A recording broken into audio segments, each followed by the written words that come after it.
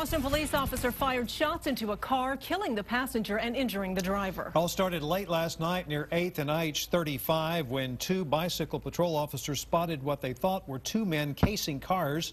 When the officers approached, the suspects tried to drive off, and one of the cops ended up getting pinned. That's when the other police officer fired shots into the car. The men got away, but their car was found later at 11th and Branch Street.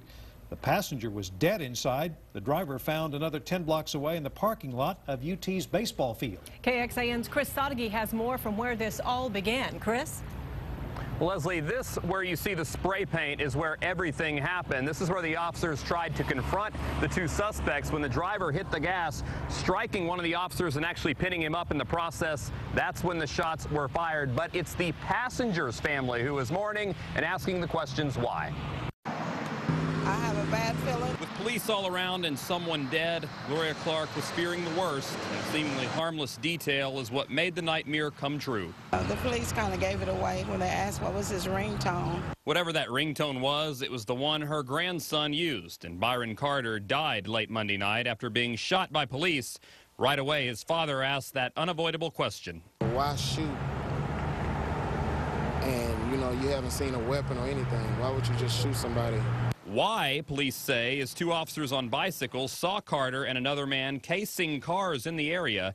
They found both men sitting in a car on 8th Street, and when they tried to confront them, the driver hit the gas, causing one officer to be pinned. He saw his partner struck by the suspect vehicle. He saw his partner go down. And the other to react. In fearing that his partner was underneath that vehicle and potentially being dragged, fired several rounds. The driver took off, and when police found the car 12 minutes later, Carter, the passenger, was dead.